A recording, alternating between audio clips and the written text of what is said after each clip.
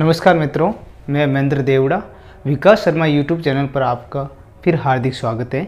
आज हम लाए हैं आपके लिए राजस्थान के ऐतिहासिक एवं भौगोलिक स्थानों की जो वर्तमान स्थिति है उनके बारे में भाग 6 लेकर आए। भाग 6, ठीक है दोस्तों। तो आगे हम पॉइंट नंबर 8 की बात करते हैं। मत्स्य संघ।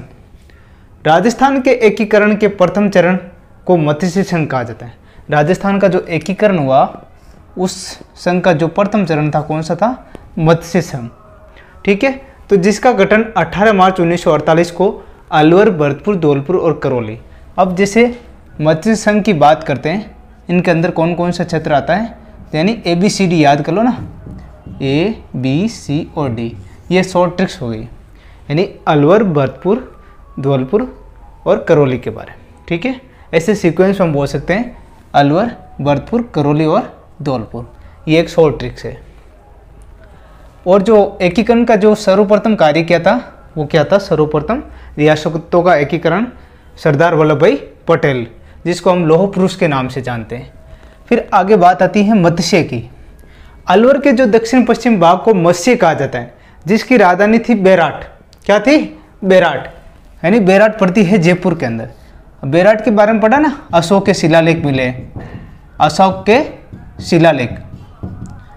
शिलालेख सर्वप्रथम जैसे राजस्थान की बात करते हैं शिलालेखों के माध्यम से अशोक के बारे में, तो जयपुर की बेराट की जो पहाड़ियाँ हैं वहाँ से मिला इनका, ठीक है। बाद में आगे आता है 9 नंबर मेवात के बारे में। मेवात है अलवर, भरतपुर जिले को कहा जाता है क्योंकि इस क्षेत्र में मेव जाति के लोग ज़्यादा रहते हैं। तो मेवात क्षेत्र कौन सा था? अलवर और भरतपुर, यानी AB क्षेत्र क्या कहलाता है? अलवर और भरतपुर का क्षेत्र। इसको हम मेव जाति का जो इलाका है इसलिए हमें इनको मेवात के नाम से जानते हैं। फिर एक इम्पोर्टेंट चीज़ आती है मेवल। ये 2-3 बार एग्जाम के अंदर पूछा गया है मेवल के बारे में। तो मेवल है डूंगरपुर और बांसवाड़ा के मध्य के पहाड़ी क्षेत्रों को मेवल कहते हैं। मेवल क्षेत्र में क्या है? भील जनजाति सर्वाधिक रहती है। भील जनजाति का क्षेत्र है मेवल। इंपॉर्टेंट क्वेश्चन है, आप ऐसे कंफ्यूजिंग सवाल पूछ सकते हैं। क्यों बार बार जो रिपीट क्वेश्चन इतने नहीं जाता। अब जो आज के जो टेक्निकल टाइम देखे तो इसमें ज़्यादा ऐसे कंफ्यूजिंग सवाल ज़्यादा पूछते हैं। यानी निम्न में से मेवल क्षेत्र कौन सा है?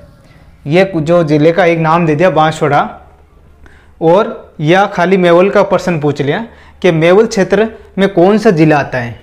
आज के समय में ऐसे ही प्रश्न पूछे जाते हैं ज़्यादा ठीक है। फिर आती है बीड़।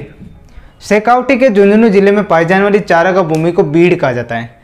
यानी शेखावटी के जो झुंझुनू क्षेत्र है वहाँ पर चारागाह भूमि है, उनको बीड़ बोलते हैं। हम बोलते हैं ना मारवाड़ी या कहीं क्षेत्रीय भाषा में बीड़े के अंदर है ना जो घास फूस उगते हैं चारागाह भूमि को। और बीड़ और डांग। अब बीड़ और डांग की बात आती है तो डांग क्षेत्र बोलते हैं अलवर नहीं, इन जो चंबल के आसपास का क्षेत्र है ना डांग क्षेत्र, ठीक है। तो MP और इनके राजस्थान के जो झालावाड़, चित्तौड़गढ़ इस इलाके के जो सीमा लगती है डांग क्षेत्र बोलते हैं उनको। चंबल नदी के क्षेत्र में अवनाली का अपर्दन के कारण जो भूमि उबड़ खाबड़ हो जाती है। अवनाली का अपर्दन होता है, बारिश से जो मिट्टी करती है उबड़ खाबड़ जो भूमि हो जाती है, तो उसे हम क्या बोलते हैं? बीड़ क्षेत्र। ये जो भूमि मर्दा के बारे में पढ़ेंगे ना उसके अंदर अवनाली का अपर्दन, रील अपर्दन और भी जैसे अपर्दन होगा जो पूरा पढ़ेंगे। कंटूर खेती के बारे में जो पर्वतीय क्षेत्रों से की जाती है ना, ऐसे कंटूर खेती वाला वो, इसके बारे में आगे पढ़ेंगे हम विस्तार से। तो बीड़ व डांग क्षेत्र में जैसे करौली, धौलपुर, सवाई माधोपुर का इलाका है, यानी चंबल नदी के आसपास का इलाकों को हम क्या बोलते हैं? बीड़ व डांग क्षेत्र। फिर बात आती है बोराट की। उदयपुर की गोगुंदा पहाड़ी व राजसमंद के जो कुंभलगढ़ पहाड़ी के मध्य जो पठारी भाग है उनको बोराट के नाम से जानते हैं।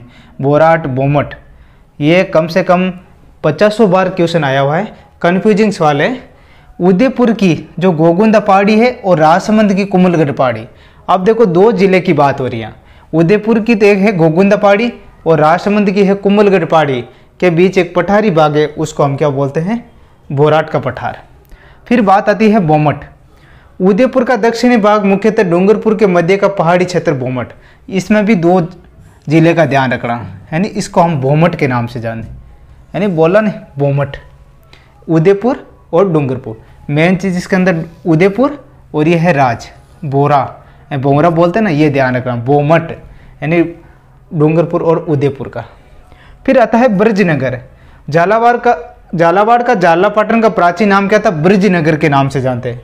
ब्रिज प्रदेश बोला ना जी, वहाँ पर उत्तर प्रदेश के जो आसपास अयोध्या के पास में जब जगह को उनको ब्रिज क्षेत्र बोलते हैं, मथुरा इनके क्षेत्र। उसी प्रकार यहाँ पर झालावाड़ का झालापाटन है जो घंटियों का शहर बोलते हैं, उनका प्राचीन नाम क्या था? ब्रजनगर। और ब्रजनगर में राजस्थान के भरतपुर जिले को कहा जाता है और यूपी से सीमा इनकी संलग्न है, यूपी के साथ इनकी सीमा लगती है, यानी ब्रजनगर बोलते हैं। देखो र में और र में बहुत फर्क है, ये थोड़ा कंफ्यूजिंग शब्द है, इसलिए हमने क्या है पहले कंप्लीट लिख के बता रहे हैं बार बार कि ब्रिज और ब्रिज का हमेशा ध्यान रखना, ठीक है। फिर आता है मारवाड़ के बारे में। पश्चिमी राजस्थान को कहा जाता है जहाँ मुख्यतः मारवाड़ी बोली जाती है, मारवाड़ी, ठीक है। सर्वाधिक जो शुद्ध भाषा में मारवाड़ी बोली जाती है वो जोधपुर के आसपास के क्षेत्र में, और जोधपुर संभाग के बारे में बताएगा। मारवाड़ी के अंदर जोधपुर संभाग में, जोधपुर के अंदर ही जैसे जैसलमेर, बीकानेर, बाड़मेर और पाली जो आसपास का क्षेत्र है वो जोधपुर संभाग के रूप में जाना जाता है इसको। फिर आता है मेवाड़।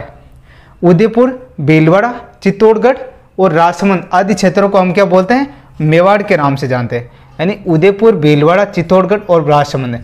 कई बार ऐसे भी पूछ सकते हैं, कन्फ्यूज आप मत होना, ये ध्यान रखना कि मेवाड़ क्षेत्र के अंदर कौन सा जिला शामिल नहीं है, या कौन सा मेवाड़ क्षेत्र का सीमा, मेवाड़ क्षेत्र का कौन सा जिला सम्मिलित है, सुमेलित कीजिए या बताइए। ऐसा कंफ्यूजिंग सवाल किसी टाइप पूछ सकते हैं, तो आप जिला भी हमेशा ध्यान रखना है, ठीक है। उदयपुर, भीलवाड़ा, चित्तौड़गढ़, राजसमंद।